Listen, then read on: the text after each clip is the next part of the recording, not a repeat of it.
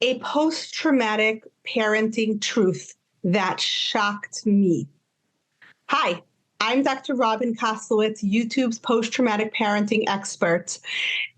If you like this content, please hit subscribe and please check out the post-traumatic parenting community on Instagram. You can find us at Dr. Koslowitz Psychology. Check out the post-traumatic parenting podcast available wherever you get your podcasts. So when we are post-traumatic parents and we've done the work and we are doing everything we can to provide our kids the healthy childhood that we never got, sometimes we have emotions that really shock and surprise us. Two of those emotions are jealousy of our own child and intense anxiety when our child reaches the age we were when we were traumatized. Let's unpack that.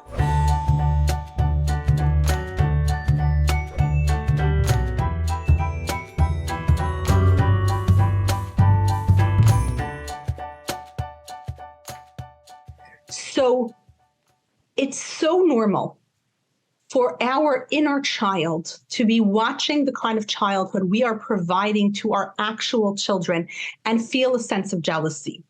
Even though this is a childhood we wanted to provide, we wanted that healthy, normal, normative childhood, that childhood where they can come to us with their problems, that childhood where they know that we are a safe harbor for their emotions, that will self-regulate and co-regulate and re-regulate with them, that will be there for them. They know that they don't have to be instantly obedient, that instead they can speak to us as humans would, like, oh man, I have to come in, but I was having so much fun, right? They're having that normal, normative, healthy childhood that we worked so hard to break cycles and provide for them, right? And we should be so happy, right? We should be over the moon, like, yay, I did this. I provided this for my child. This is fabulous. And instead, our inner child feels such intense jealousy, right? Our inner child feels like, but why didn't I get that? Where was that for me? How can my 9-year-old complain about cleaning up her very own toys when I was cleaning an entire home for an entire family at age 9, right? How can my kid complain about a chore like helping to unpack the groceries? I was cooking dinner for the family when I was her age, and she's complaining about putting away a couple of bottles of milk, right? Our inner child can sometimes get so jealous and so activated and so triggered because our inner child really wants the childhood, wanted to have had the childhood that we're providing for our child. It's really important when you notice these feelings of jealousy or when you notice yourself becoming disproportionately angry with your child for normal childhood reactions. It is normal for a 9-year-old to complain about their chores. It is normal for a 15-year-old to be unhappy with their curfew, to be unhappy following school rules. It is totally okay for a 4-year-old to make a huge mess while playing with their toys. These are normal childhood experiences that we want our children to be free to have, right? And then your inner child becomes so jealous that you become disproportionately angry. So the Legos are scattered all over the floor and you find yourself becoming enraged. I know I've been there. That is your inner child feeling jealous of your actual children. Super important in the moment to say to the inner child, yeah, it would have been so nice had we been free to have this. If we would have been free to just have a meltdown when we were feeling overwhelmed, our childhood would have been so different. Our childhood would have been so much more manageable. We wouldn't have PTSD now, right? And this is the childhood we chose to give to our actual children. It's working. We're doing it right. And journaling about it, mourning the loss and the sadness, the childhood that we didn't have, mourning that we couldn't have that meltdown or complain about chores, right? Mourning that, writing about it, either journaling or vlogging about it until we come to a place of peace and telling the inner child, you're right. You're really right.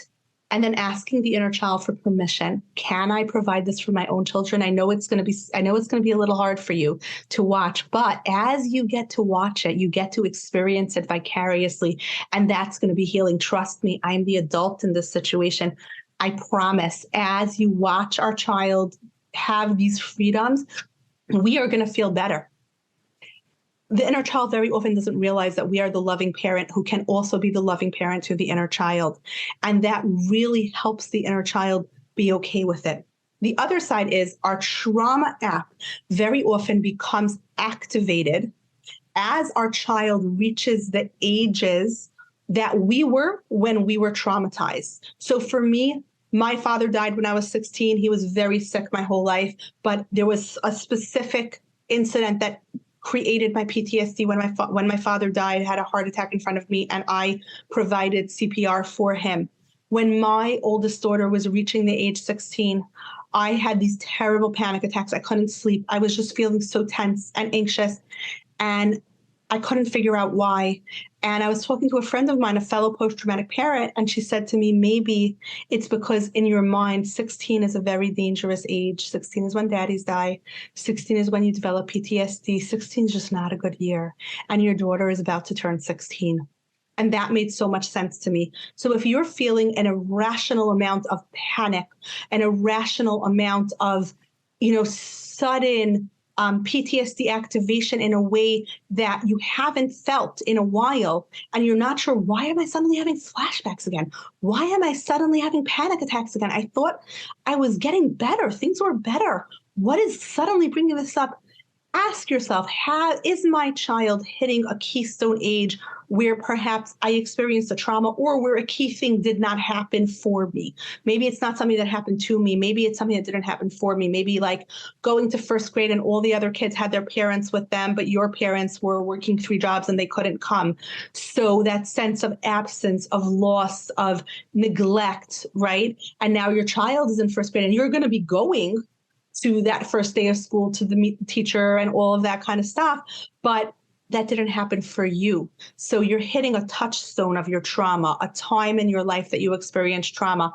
That anxiety, those flashbacks, that panic attack, it's super normal. So track it. If you're having a sudden resurgence of your PTSD, think about, wait, so my child is turning 7. What was 7 like for me? What was second grade like for me? What was going on with my trauma and in my life during that time? You may find your answer there. It may be that your child's hitting a stage. Sometimes it's the age you were when you realized that your mom was not as supportive as other moms, the age you were when you realized that your family was more stressed than other families, the age you were when the kids started bullying you, whatever it was, right? Sometimes figuring that out, again, journaling about it, tracing that out can really be helpful, because then we can say, okay, that was then, this is now. Now that I understand the reason for this trigger, I can manage it a little better and I can regulate it a little better. Maybe I can give myself some grace. Maybe I can self-regulate. Maybe I need to journal about it, bring it up in therapy. But this is why suddenly my PTSD is resurging with so much force. It's the age your child is, or it's the jealousy that your inner child is feeling as you provide your child that healthy childhood that you never had. Remember, if you like this content, you can subscribe below. Please find us on Instagram at Dr. Clinical Psychology, where the post-traumatic parenting community hangs out. The Post-Traumatic Parenting Podcast is available wherever you get your podcasts.